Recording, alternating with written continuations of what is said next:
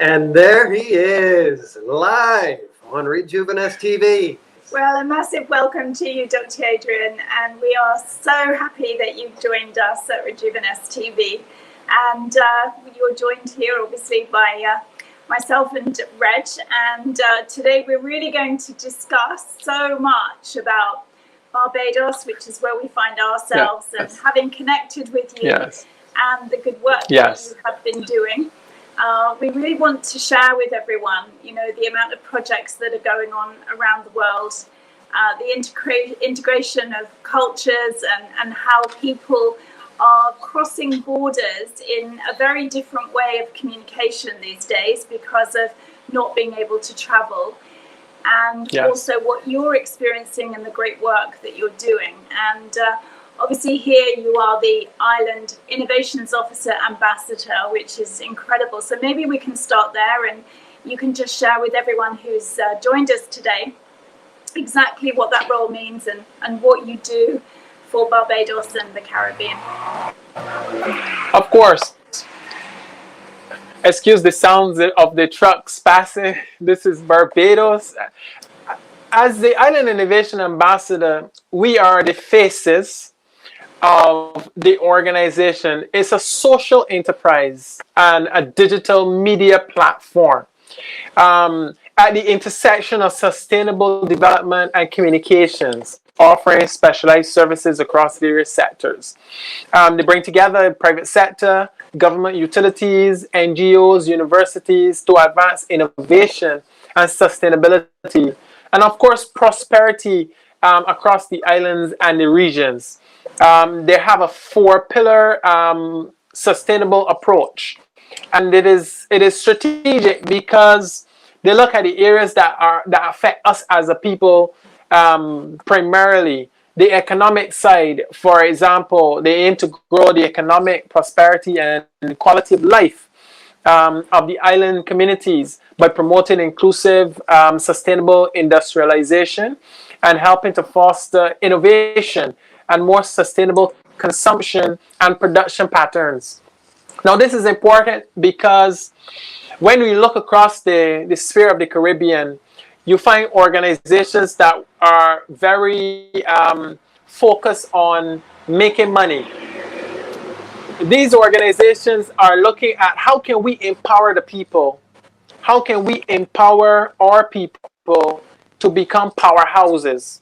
And so Island Innovation is giving a voice to sustainability and empowering the community at a community level, while at the same time engaging in governance and politics, not from the political side, but from the policy standpoint.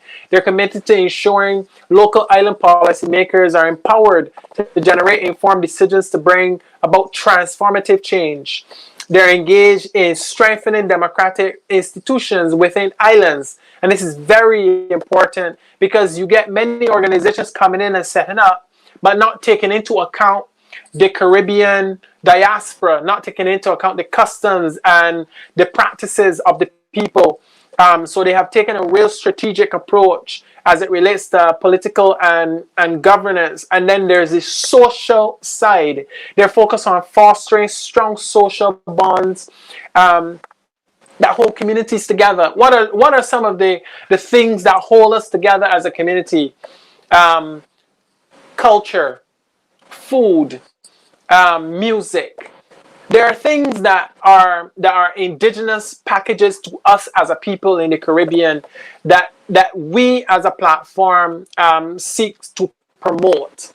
And that is, if you are a part of the community, you have to add to the community. You've heard that saying in the old time days, you know, it takes a village to raise a child. I am of that persuasion. I joined the Island Innovation Ambassador Program for 2021, along with Reg, might I add, to look at sustainable ways that we can reinvent ourselves as a people, as a Caribbean people, or political sector, or social sector, educational sector, or tourism sector. All of these need to be looked at, you know, with great introspection as it relates to how are we as a people going to reinvent ourselves post-COVID.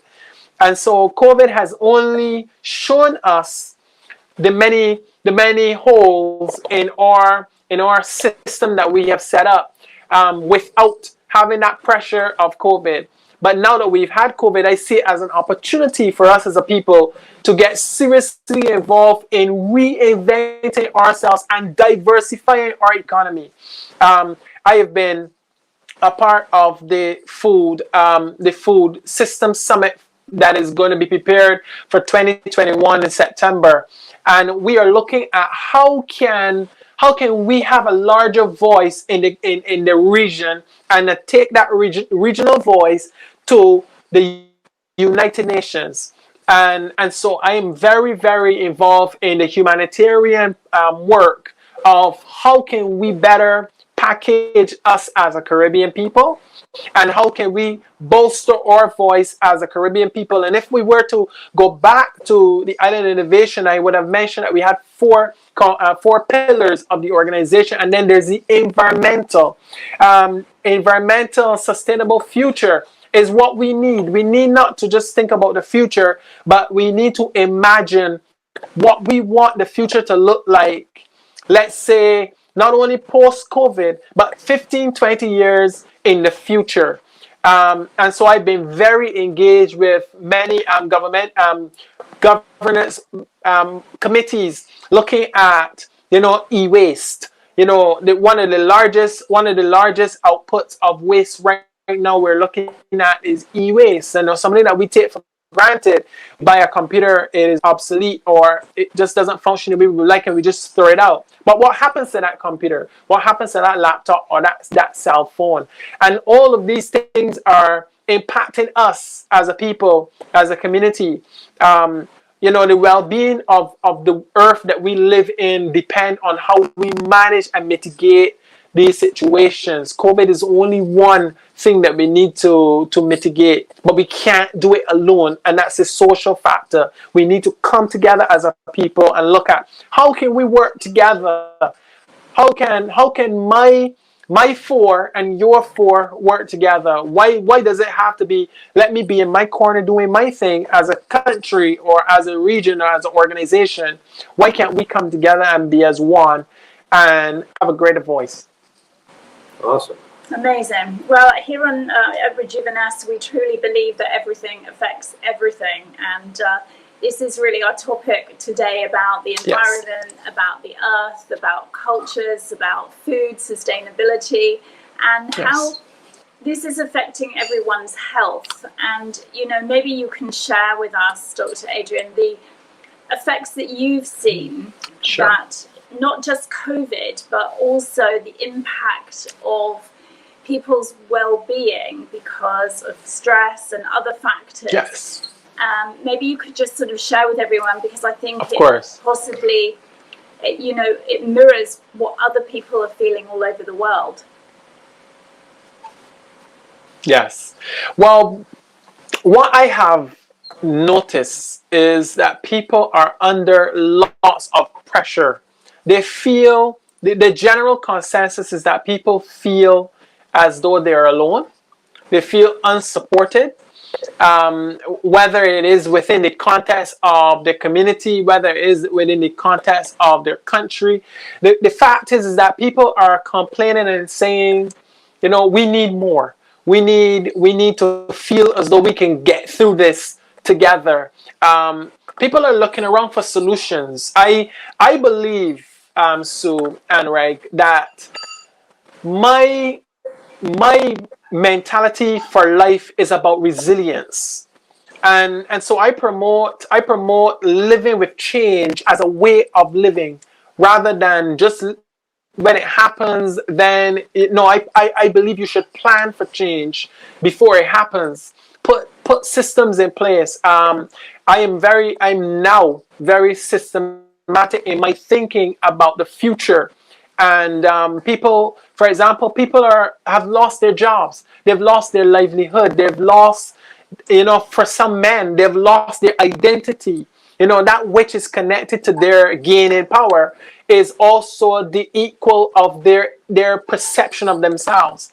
And so I get many calls from people saying, Dr. Daisley, I feel overwhelmed. Many men, we've had a higher incidence of suicide, for example, on the island with men because of the pressure at this time. Not just because of COVID, but just because of just staying up, just living, just finding a way to make it from here to there.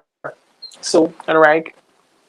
Yeah, I mean, obviously you have a PhD in human resource and psychotherapy, so this very much is part of what you are helping within the programs that you're working in the government here and across the Caribbean, and so you're in the forefront of understanding what's going on within human psychology, and it's really important, I think, for people to feel that it's not just them. That actually this is a global issue, and so many people, like you say, are losing their identity, and that's very unhealthy.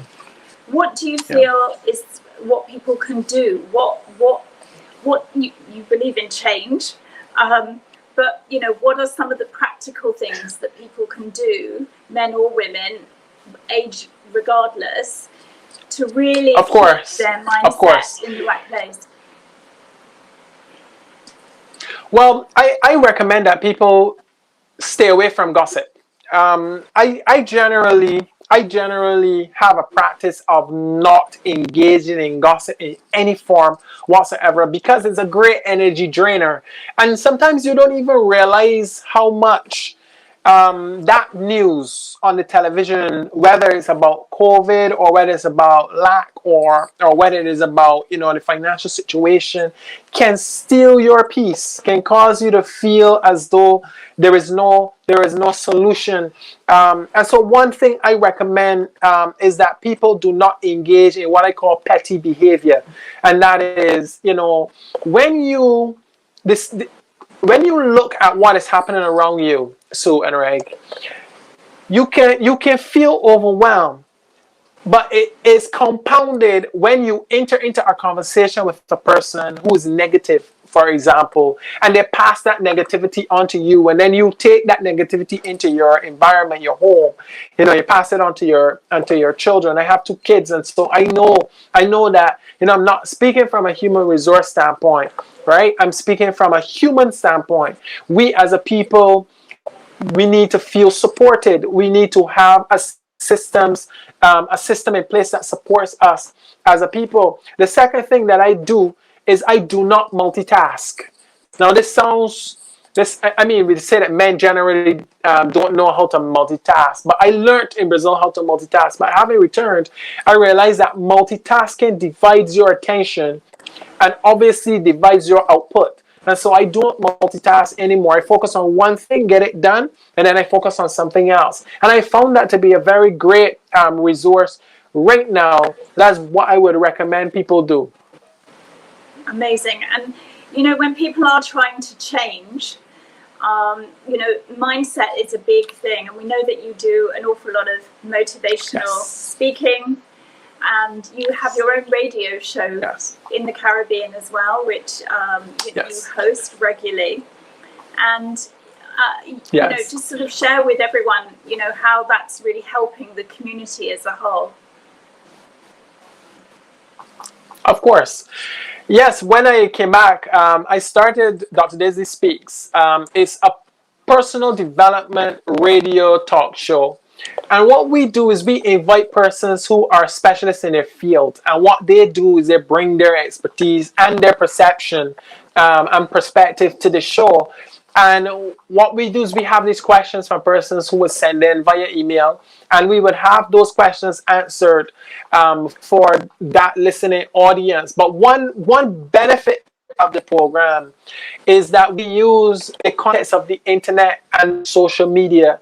And I've gotten so many messages from persons who say, Dr. Daisley, just because of that conversation you had yesterday, for example, about building self-esteem and looking at building a healthy self-image, I did conversations with and focusing on both because not just because I have a son who is 14 years old, but because I believe that if we do not educate our young people the right way, and I'm not talking about tertiary education, I'm talking about education about what's going on around them in the world.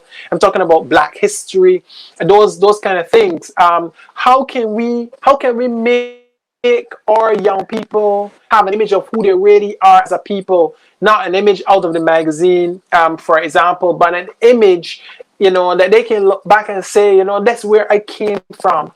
And I believe that it's the image that is missing from our younger generation, and that program seeks to bring, the information to help them become solidified in who they are as a people. I love what I do, and I take all the skills as a coach and I put it into the program to produce the program, to bring to people topics that they think about, but they might not have the resources or the tools, or they might have to pay someone to have these questions answered. So we are being very creative and using that medium to help persons. Amazing. And from the children's perspective, you mentioned that you have a son of 14, which I have to say that you don't look old enough to have a son of 14. So you look amazing. All this fresh air and beautiful sunshine and healthy living. How have you found? Maybe that's because of watching those videos with Greg on YouTube. Probably. Did you do the 21 times 21 push-ups yet? I did. I actually got 15. So have you found? I got 15. I got 15. Excellent. We're impressed. So from a parent's perspective, we have a lot of viewers who are parents and they've been locked in with their children for a long time. They've had to be teachers and disciplinarians, as well as mothers and fathers and cooks and housekeepers. They've just had to play so many roles. Counselors and coaches. And, absolutely. For themselves and for the family. Yes. Yeah. So, how have you found it personally? And do you have any tips for other parents out there with teenagers and younger children as to how you've helped with your family and supported them with yes, sure. positive outcomes?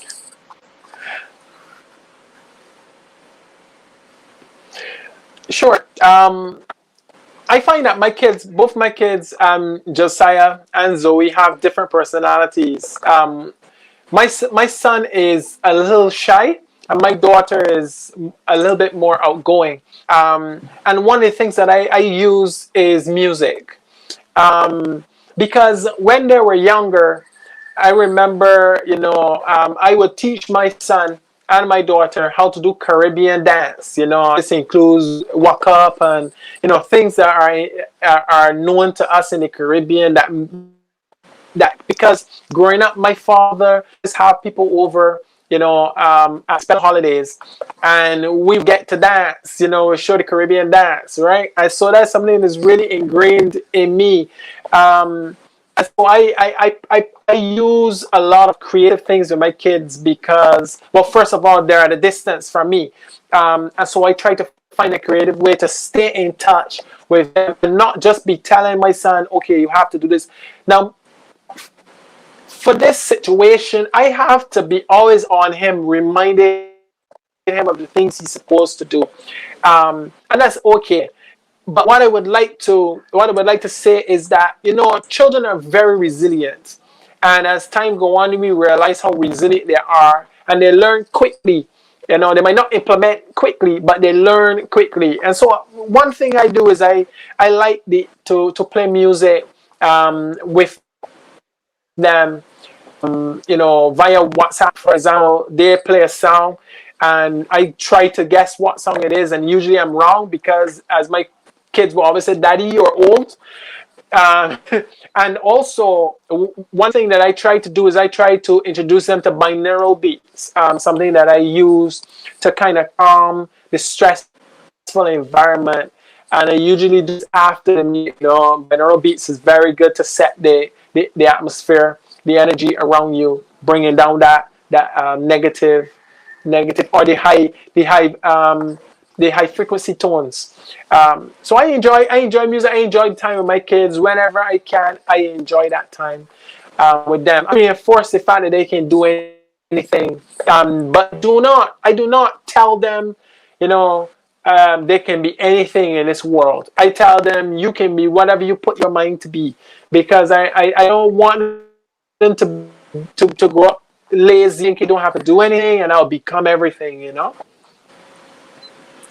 Do you think that this whole situation psychologically will affect a generation by, you know, the experiences that they've had, or do you feel personally that actually children, as you said, will bounce back? They're very resilient and they'll just put it in a compartment of their brain. What's your thoughts about that? That's actually an amazing question, Sue. I think that this experience is going to change our generation forever.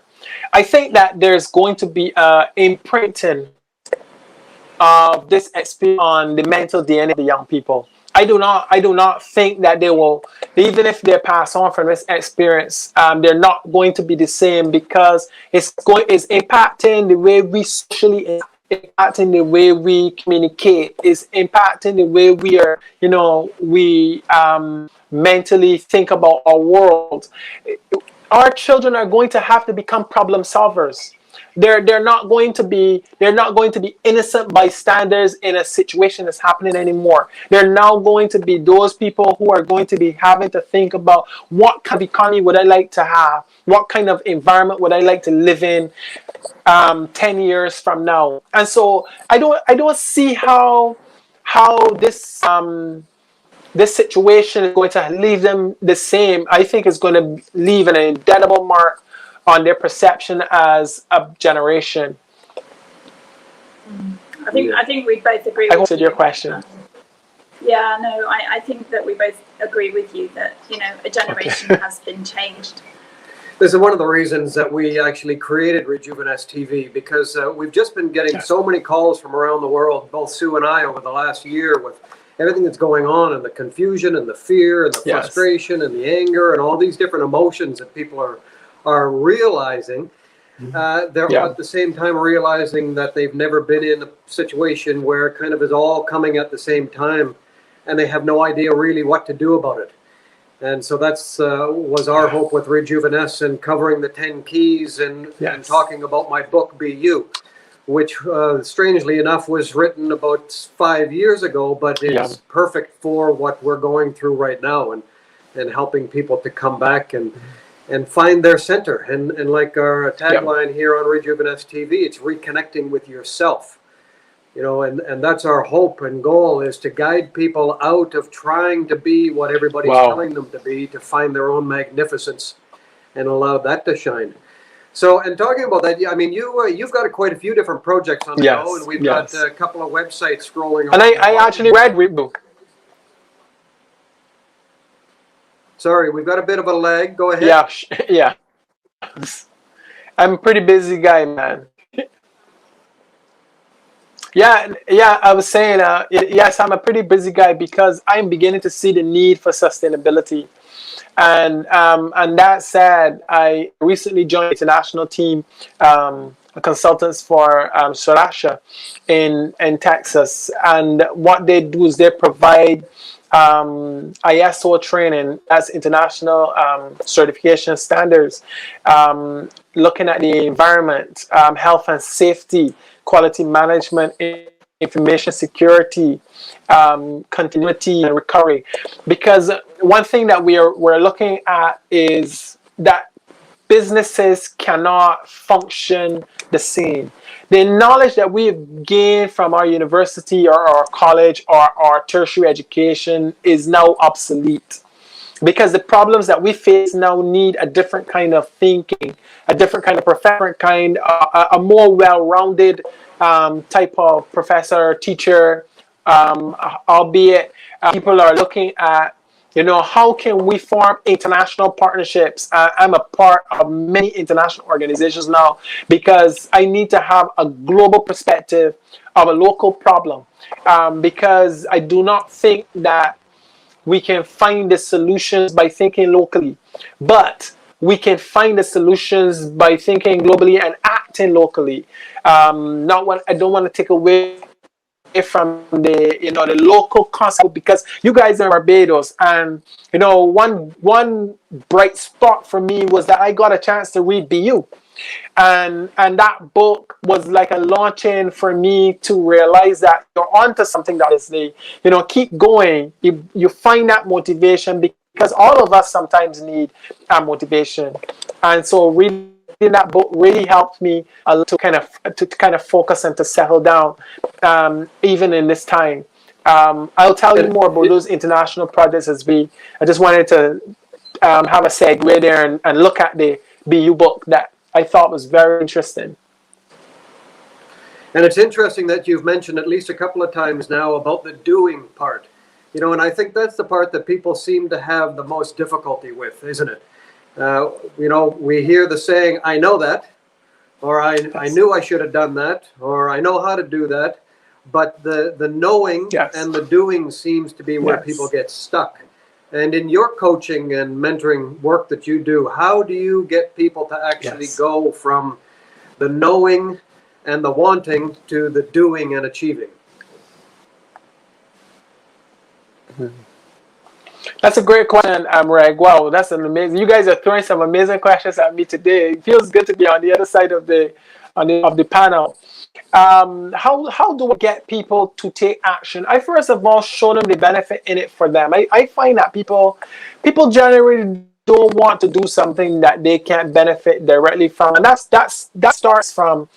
started from the way we were really conditioned as a people. We were conditioned to receive reward, and as the generations went by, we started to speed up that reward, and so we no longer feel as though we need to put in a lot of time or a lot of effort. We want to have, I call it the microwave generation. We want to now. But what I have learned, Reg and Sue, over the years, both my humanitarian work in Brazil and now this extension, is that we need to focus people on the fact that if you don't put in the work, you're not going to get the reward.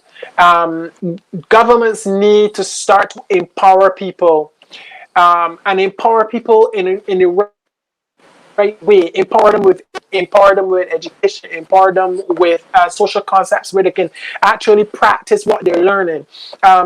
We hold people's hand a bit too much. I do not believe in people holding my hand. I believe in assistance, but that assistance has to lead somewhere. I think that we need to show people that, I think I heard it on your program, give a man a fish, he would always come back. But if you teach a man to fish, then he can feed his family.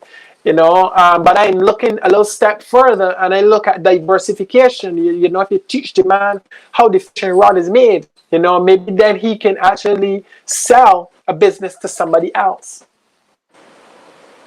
Yes, and I think we couldn't really sort of leave today without discussing, the whole sort of people traveling all over the world. And you are a world traveler. You've worked and lived in many countries, such as Italy and Greece and Brazil. And here we are in the beautiful Caribbean, and there's certainly a great lack of tourism. What do you feel needs to be said about that, and about people traveling again? Will they be welcome in Barbados? Of course. Is that sort of high on the agenda for people here? Yes. Well, to speak on that, Barbados is now a safe zone for travel, and I believe that people need to realize that Barbados is one of the number one domiciles in the Caribbean to invest in. so I would recommend that people start looking, at the calendars and start to find information about, because we have the welcome stamp here in Barbados. A great initiative, might I add. I'm not sure if you guys have experienced it. Persons can stay here for up to 1 year. There's also, I think there is a bill for persons to be able to have insurance as they're here as well, because many people are thinking about, I'm there for 1 year, but if something happens to me, the government of Barbados is pulling up all the stops to creative to diversify our economy, and because we've been focused so much on tourism over the years, that we need to diversify tourism. We need to look at other creative forms of tourism, like food tourism, for example. There's scenic tourism. And so I'm very aware of the benefits of traveling, not just seeing different places, but experiencing different cultures does something to a person as it relates to development. And so I think anyone thinking about a place to travel, Barbados would be the perfect place to come. The people are nice. I mean, you're not going to meet a friendlier people than you would meet here in Barbados.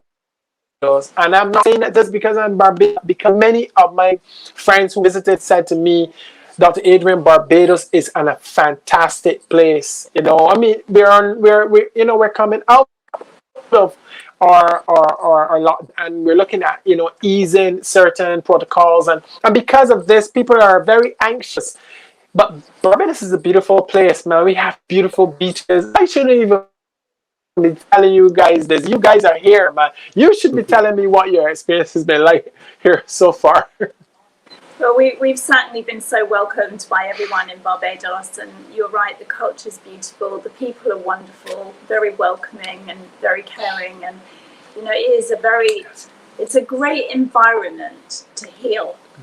And I think that that's one of the reasons that we're hosting retreats here this year, is based on the fact that this is just such a beautiful environment because it has everything, and the pace of life is much calmer. Wow.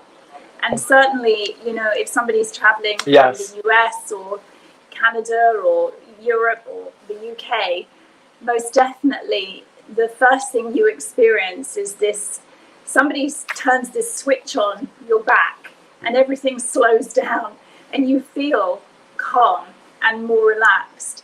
And I do feel that so many people have struggled with stress and feeling anxious and feeling worried all the time, that we need to have anchor points. We need to be able to do things that very quickly can reverse that, because I know Reg and I feel that so many people, after this period of the last year is over, that actually the repercussions will then catch up with people. And so now is the time to really put in place a structure.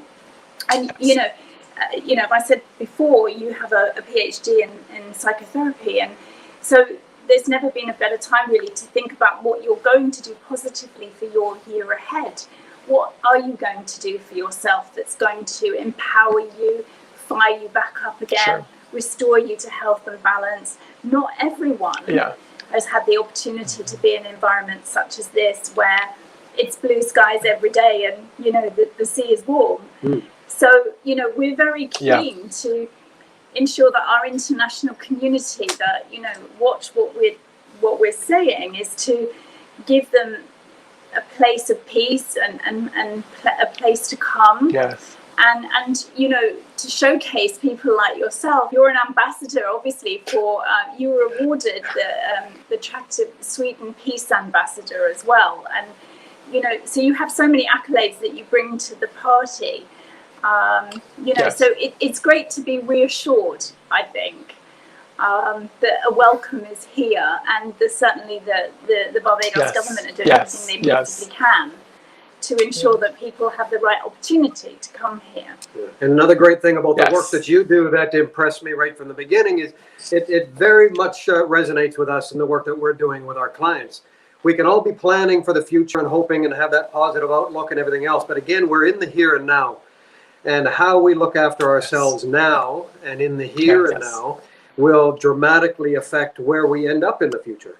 And that hand-holding that you say, I totally agree with that. You know, on our throughout the book and on our website, we always talk about we're not looking for long-term clients. You know, we don't want people with ailments and issues and problems and concerns, negativity that they're dealing with as regular clients, so that we can consistently work with them for year after year. You know, and so many professionals kind of build their business off of that. You know, and I've said in my book as well, you know, it seems very backwards when we hear about the top-end professionals. They're the ones that you can't get in to see, because they've got a roster of regular clients, and unless you've been introduced in, or you've got the right title or something, you can't get to see them, because these people are so good, they're booked solid with regular clients. I personally see that as a huge failure on my part, and I definitely would not want that for myself. And I realize that you're very similar in that, and looking at the work that you do and the guidance that you do. You know, it's not the hand holding all the way through and consistently talking about the negativity in the past, but it's giving that the value that it needs, and grabbing the lessons from it that you may have learned from those situations, but then leaving it where it needs to be and moving forward with it. So the hand holding is very important, just like you were saying about learning how to fish. You know, you can't just give a child a boat, the fishing rod, and say, go catch some fish. I'm not going to teach you, or I'm not going to go with you, because then you'll always be reliant on me. But at the same time, we do need to grab people by the hand sometime and support them through the garbage that they're going through, and then guide and direct them step by step so that they can move forward on their own. So what is it that you feel is one of the most powerful strategies or tools in your toolbox that you have to guide people through that?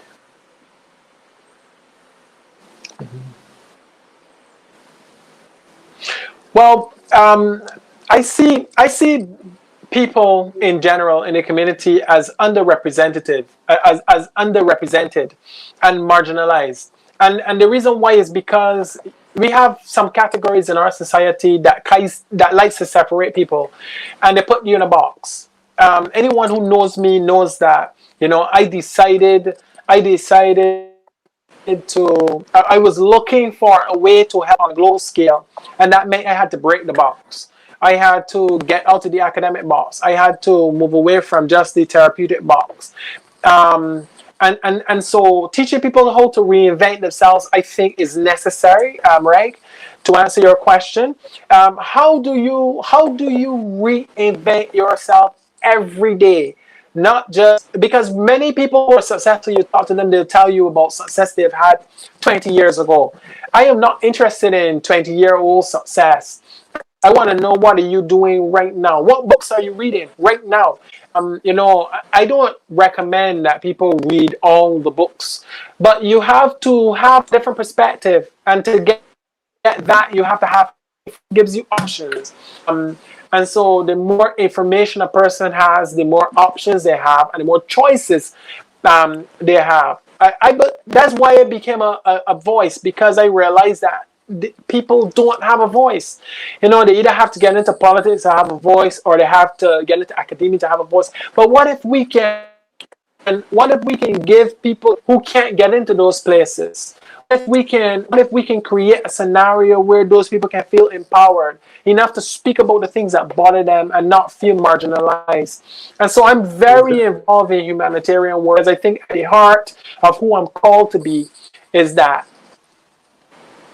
Yeah, I totally agree with you, and exactly what you said about like being a parent, right? So it's being there when you're needed, and then giving them the shove off to ensure that they've got their own. So, and also the only two things that we can be sure of in life is that everything changes and nothing stays the same. And when I hear people, oh, you know, I'm secure in my job, or I'm secure in this position, or I'm secure here. No, you're not. You're not. You're fooling yourself if you think that.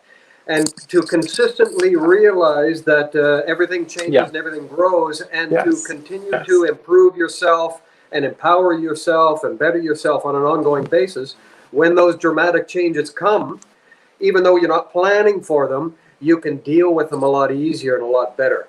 So I think the same as you, that's very, very important to maintain that growth. I love that. I love that. I have a question for you, Dr. Adrian.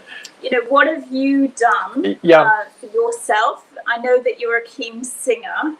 Of course. And so, what have you actually done? What books have you been reading? What have you been doing to keep yourself really healthy over the last few months? I know you've been very busy, but it's important for you to stay strong and healthy. So what have you been doing? Yeah.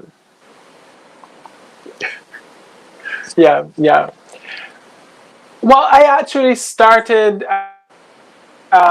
doing some push-ups. It sounds simple, but reg push-ups on YouTube are not anything simple at all.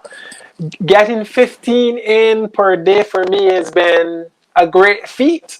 The other thing that I did is I changed how I eat. For example, I didn't change what I ate. I changed how I ate it. Rather than have one bowl of food, for example, and just eat it off quickly, what I've been doing is dividing it at least in 4 portions, and really, when I eat, not engaging in anything. So I tell myself, for example, when I'm eating, I put on a whole laptop and I stay in that moment of just about, very little.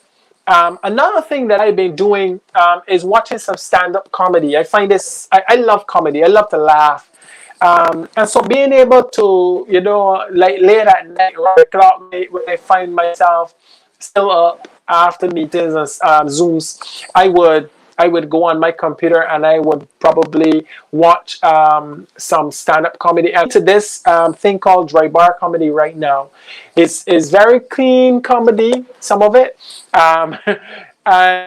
And it reminds me a lot of my dad, because my dad's very into Bayesian comedy and stuff, and we would go to laugh it off together when I was at 21 years old, before I left Barbados. And the other thing that I do is meditate. I started to actively meditate, not doing anything, just being in the moment and enjoying the smell. Started a little, so some bananas, have some papaws going, and so all of these things, I try to stay connected to the things that I think we're losing in our virtual reality. So you're really living that everything affects everything. It's not just the food, it's not just the exercise, it's not just the mental attitude, but it's a combination and a little bit of everything together, right? Yeah. Well, it's been an amazing privilege to have you. I'm very business mentally oriented. Honestly. Amazing. Well, we would like to say thank you so much, Dr. Adrian Daisley, for being our guest today, and we are so privileged to have you here and sharing your insights, and certainly from a professional point of view, and also from your health perspective. It's really important for us to showcase how everyone is really approaching things in a different way, and how this change, I believe, has made people stop and really think about the choices that they're going to make going forward for their personal health and that of their family. So, it's with huge gratitude that we'd like to say, thank you so much for joining us on Rijooviness TV today. And for more information about Dr. Adrian Daisley, follow the links that are below and reach out to him on social media platform and follow him on his radio talk show every week as well. So thank you so much, and we look forward to having you as our guest again, and we will see you soon. Thank you. Thank you. And I know we've been talking about a few other projects together, so we're definitely going to be seeing more of you, and looking forward to working together and having people get to know a little bit more about you, and sharing most definitely more of your magnificence. So it's exciting times are coming.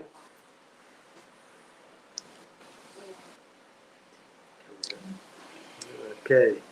Well, I think thank you so very much. Okay. Take care.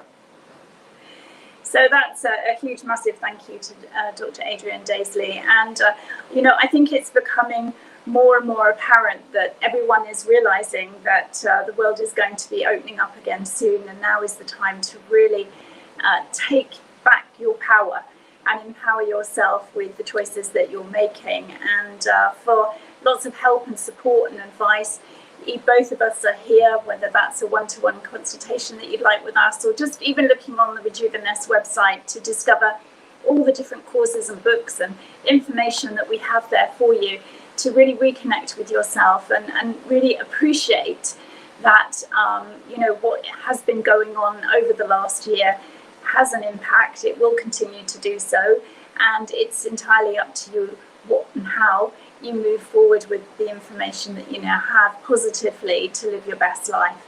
And, we're here to really support you and really help you. Now we're at the weekend. We are at the weekend. Friday. It's Friday. So, and one of the exciting things that we're going to be doing over the weekend is planning for our retreats. We've got a number of retreats coming up over the next few months.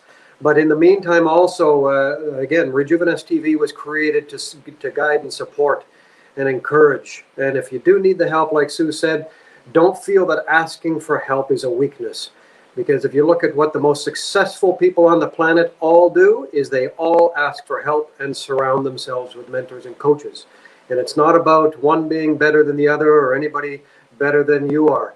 It's a matter of everybody helping each other to get through this difficult time. And one of the things that Sue and I always talk about, when we're helping others, we also receive that help. And that's the same with love. When you give love, you never run out of it. The more you give, the more you receive. And that's the same with support and guidance, just like Dr. Daisley was saying. The more that you support and guide others, the more that comes back and you support and guide yourself as well. So feel free to reach out to us. And also on Rijooviness TV, we'd love to have you on as a guest. So if you've got some interesting stories or anything that you'd like to share with us, do send us a private message. Get involved with the social media pages and share with us, and also provide suggestions of maybe something that you would like to see on Rijooviness TV. And so as it's now the weekend, this is about really deciding what you're going to do with your weekend, how you're going to show up for your own health and the choices that you're going to make, and make sure that you get some great sleep, that you get some great exercise in, eat super healthy, and ensure that you're connecting and reaching out to those people around you that do support you and give you all of those positive vibes and energy that will help you in the long term. So we're here for you, but it's important that you really, really do look after yourself and empower yourself with the tools. So I think that's all from us today. That's all from us today. Thank you so much for joining us, and wishing you a great weekend. We look forward to seeing you on Monday, where we will be live on location. So tune in with us on Monday, and you're going to see some very exciting new guests and some opportunities that we are doing here in Barbados that you may want to be involved in. So we'll look forward to seeing you again on Monday. Bye. Goodbye.